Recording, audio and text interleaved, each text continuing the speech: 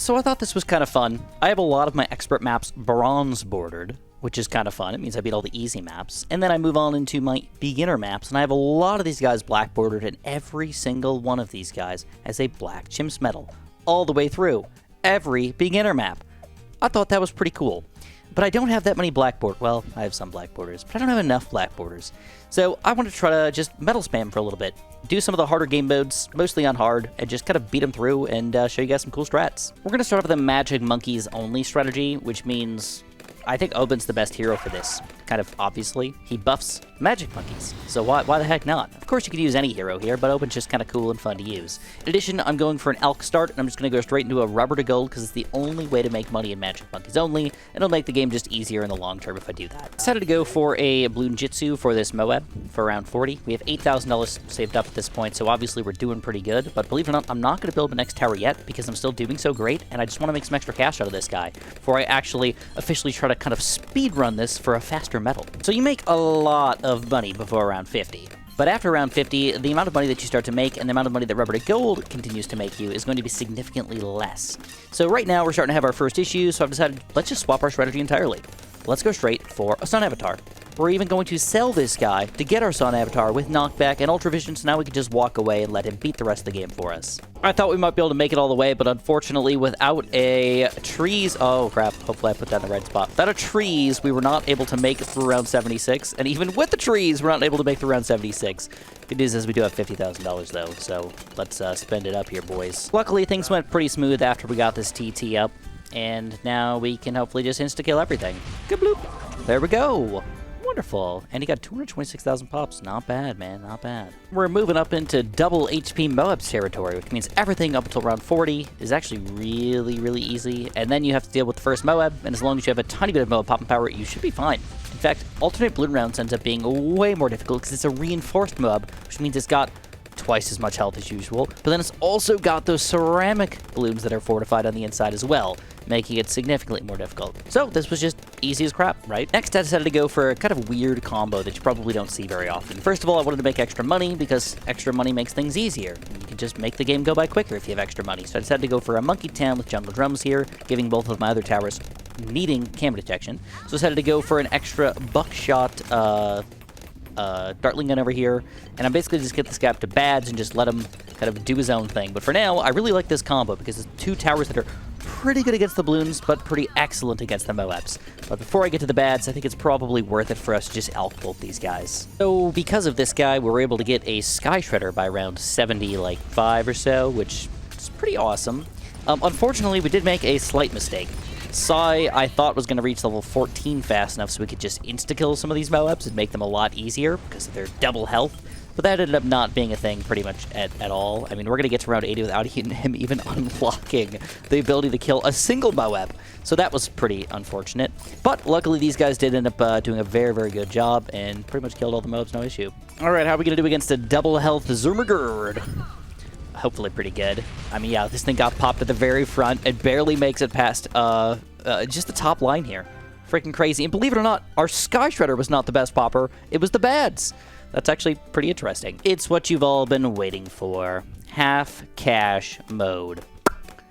It seems pretty awful at like first glance, but luckily we are still playing on some fairly easy maps here, so we can do a couple cool strategies. First of all, you pretty much always need your free dart monkey if you've got it, and then I'd throw down anything that can do grouped popping power, like a tack shooter or a boomerang or a submarine or something, or maybe even a druid that's just going to get you through the first few rounds until you can get your hero. Sacrifice the lives to make it happen too, guys. Trust me on that. All right, we're going to get Brickle by round 11. I'm just going to throw her right in the middle of the pond, and then I'm going to leave her on strong. And all I'm going to do is I kind of want to focus on water towers for a while, because she's going to end up making everybody more powerful, so why the heck not? Alright, so it's round 32 right now, and I decided to go for a quick merchant ship, which is probably a little bit awkward, considering that you're already on half cash, and saving up for a tower like this is pretty difficult to do. But we were able to manage it without losing any lives or shield lives, and I don't think we even lost any road spike lives yet, which is pretty cool. And what I'm going to do is I'm going to start buffing this guy just a little bit, and we're going to go for a pretty high-level tack shooter. Tack shooters on this map, you just kind of can't beat them. So we're going to make half cash look freaking easy here. I might even go for one more merchant ship a little later on, but I don't want to push myself too hard and just like pretend to like have billions of dollars at the end of the game. There's no point to that. You only got to beat round 80, man. Don't go crazy with it. All right, first Moab looks like it's going to be a little tricky here for us, but I think with a couple abilities, we're going to be fine. Specifically, Brickle's ability. You can just see the pop and power just freaking dominate these things. And we make it look simple, man. And I'm going to be greedy. I know I said I didn't want to be too greedy, but I need more cam detection anyways, so I figured a merchant ship might not be a bad idea. And then I'll get the grape shot right after that. We'll get cam detection and a moneymaker. Pretty cool, huh? It's honestly really hard to look over anything with a big aura on this map in particular, and I think that balloon turning reactor is just the key for us.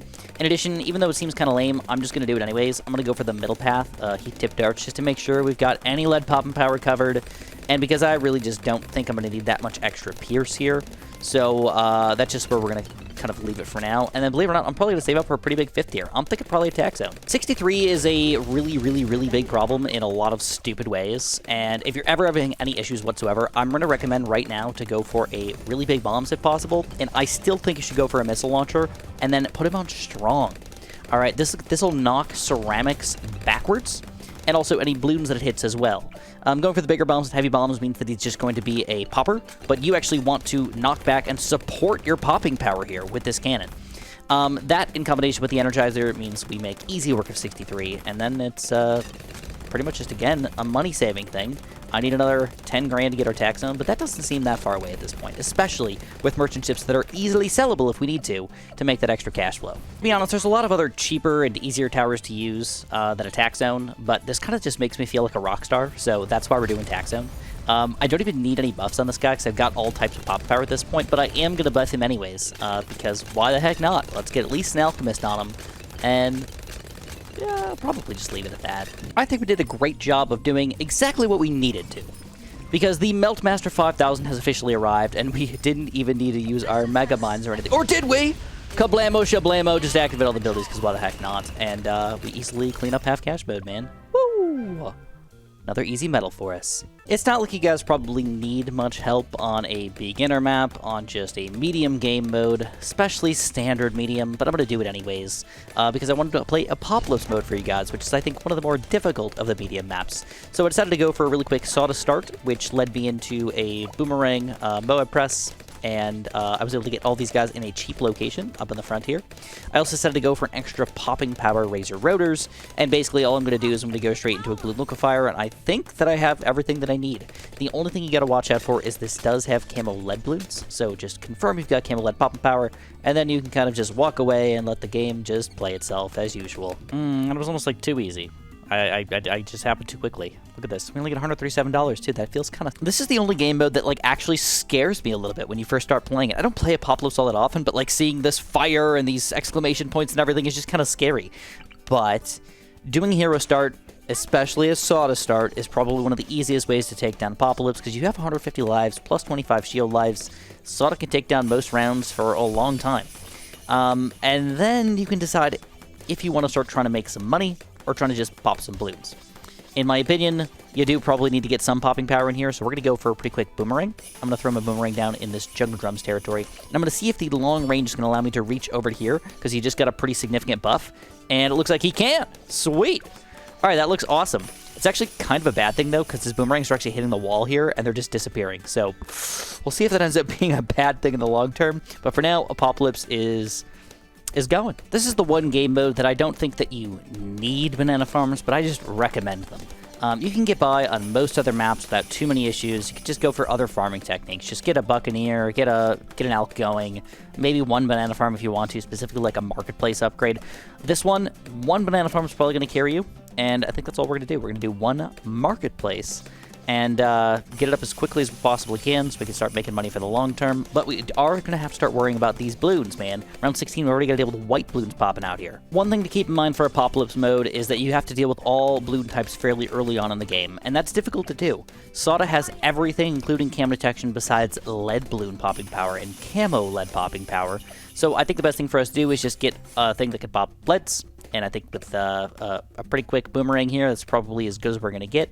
And then, believe it or not, I'm going to go straight into another heli. I think the heli pilot's really good on this map because Razor Rotors can kind of like clear out a lot of layers all over the place. Plus, you just put them on pursuit and just let them ride around the map and just destroy everything. So that's the plan. In addition, if you wait long enough to get this thing unlocked, you can get a super-powered heli pilot for a fairly cheap price. So that's my plan.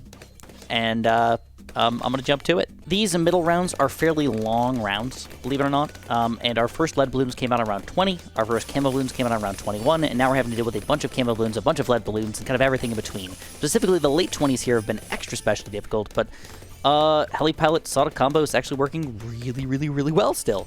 So I want to go for these Razor Rotors, and I want to go for this cam protection on him just so I have a full-on lead pop and power tower combo as well.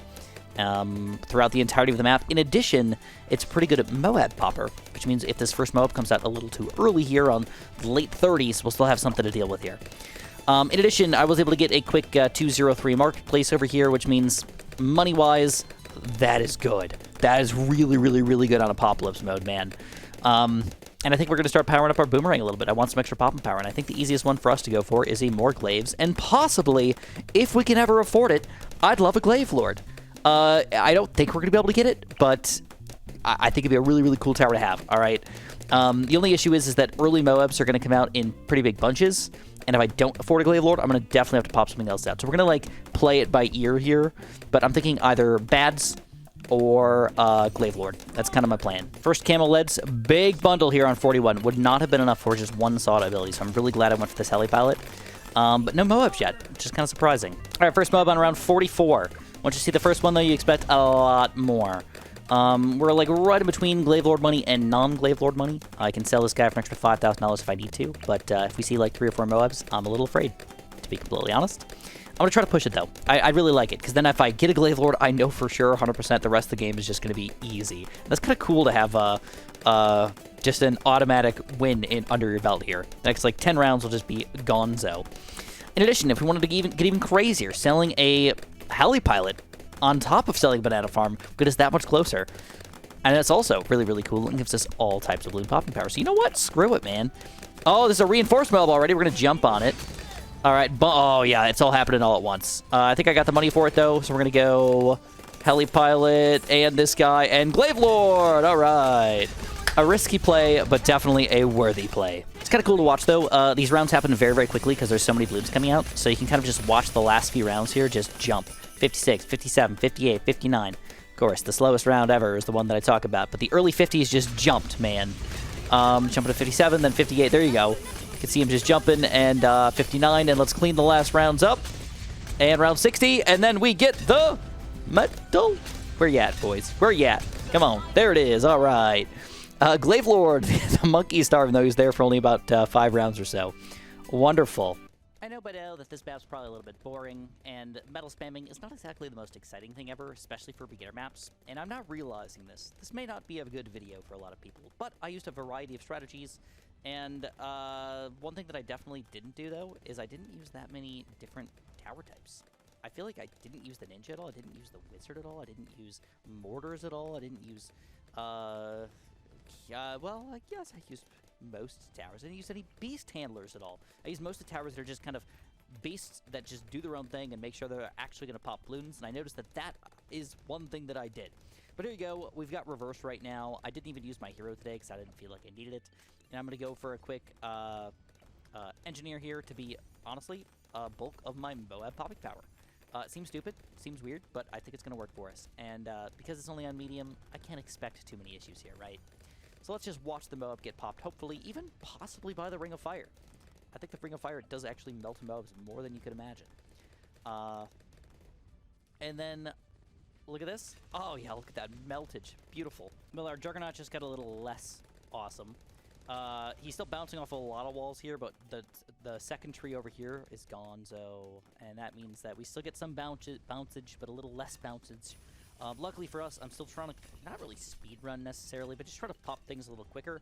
And if nothing ever gets past this point, that's good news. So I went for a Spiked Mines, which is actually pretty powerful these days. Don't underestimate that puppy. And looks like we're going to take down even reverse mode, and we're going to finally get our silver border, kind of. Yes? All right, BFB. Look at that Spike Mines go, man. It just destroyed everything. And believe it or not, the Juggernaut was our monkey star today, not even the Bomber Race. All right, let's go check out our medals. So I guess this is news to me. You do not get a silver border if you did not complete the easy medals as well. Ugh. So you really do have to do the bronze into the silver into the gold, into the black. Oh, or you could just go full black right from the get-go by completing the easiest as the last things, huh? Interesting. People often still ask about deflation mode. Is it worth it to just go for an easy strategy and kind of keep replaying it for easy monkey money? These days, I would say still probably not. Don't do that. The next question is there an easy strategy for deflation mode? And to that, I would say, yeah, there's actually quite a few. Still going for bouncing bullet snipers in combination with some heroes like Sai can beat almost any map on even the hardest difficulties. Alternatively, on the easier maps, one of the better strategies to go for, in my opinion, is to go for a Bads with faster barrel spin, and then just make sure you pop down another hero that's got lead popping power. And if you don't want to micro at all, make sure you've got something else that can pop leads as well, like cannon or something else, just to make sure and confirm that you don't have to deal with this nonsense over here. So otherwise, you have to rely on acidic mixture dip getting lucky, which it probably will. It's not guaranteed that it will.